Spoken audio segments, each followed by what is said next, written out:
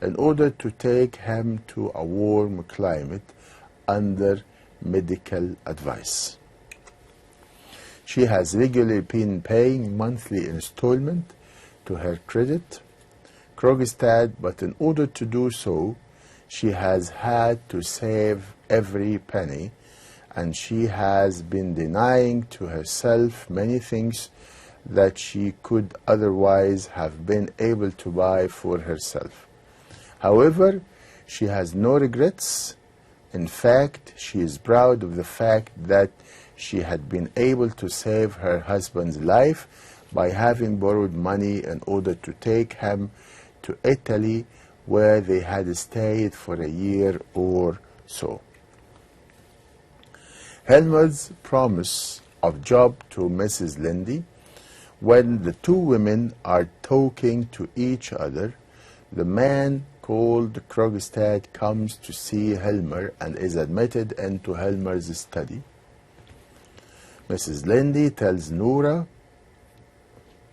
that she had known this man many years ago when she was a solicitor clerk in the town where she had been living.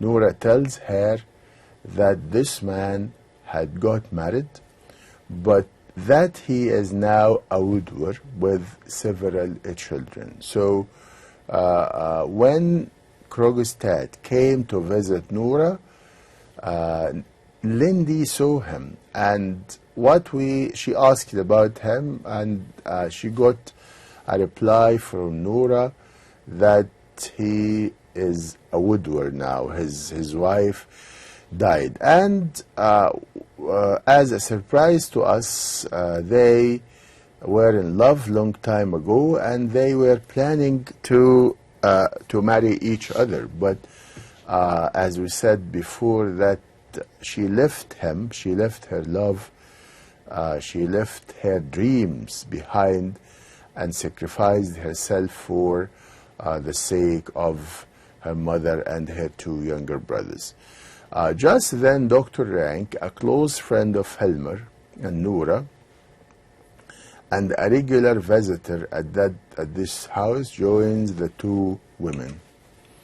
He tells them that Krogstad, the man who has just gone into Helmer's study, is morally corrupt. Dr. Rank describes Krogstad as rotten to the core. A little later, Helmer also joins this group. After having seen off Krogstad, Nora introduces her friend Mrs. Lindy to her husband and asks him to arrange for a job for her.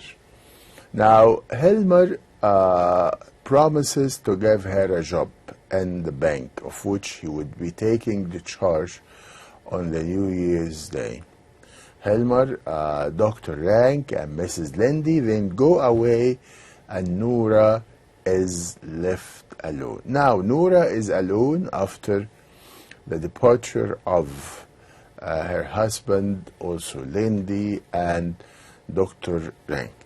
Now, we found that Krogstad came back again, and he had a talk with Nora, and this is in this slide. Krogstad's threat to Nora on the basis of her act of forgery. Nora is now playing with her children when there is a knock at the door, and Krogstad comes once again. So after the other members leave, we found that Krogstad coming back again, and this time to meet Nora. Actually, Krogstad is the man from whom Nora borrowed money 8 years ago, and to whom she has regularly been paying monthly installments. Against that loan, Krogstad has been working for some time in the bank, of which Helmer has been appointed the manager. But with Helmer as the manager of the bank, Krogstad's job is in danger, because Helmer does not have a good opinion about this man. Krogstad has already met Helmer about his job, but Helmer has not given him a favorable reply. Krogstad now comes to seek Nora's help in this matter. He tells Nora that she can save his job in the bank by recommending his case to her husband, but she tells him that it would not be possible for him to influence her husband, and that she can therefore be of no help to him. Krogstad thereupon says that he has a weapon in his possession against her, and that he will use that weapon in case she does not prevail upon her husband to let him keep his job in the bank. Krogstad then explains what he means. He tells her that she had signed the bond. This is very important. Please pay attention to this. So he told her that she had signed a bond in order to get the money from him on credit. It had been necessary for her to have the bond signed by somebody who could stand surety for her for the repayment of the loan.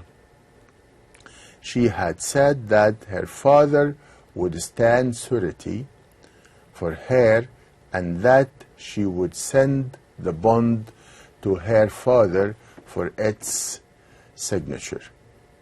After a few days, she had given the bond to Krogstad. She had given the bond to Krogstad with her father's signature. However, Krogstad had discovered a disparity in the bond.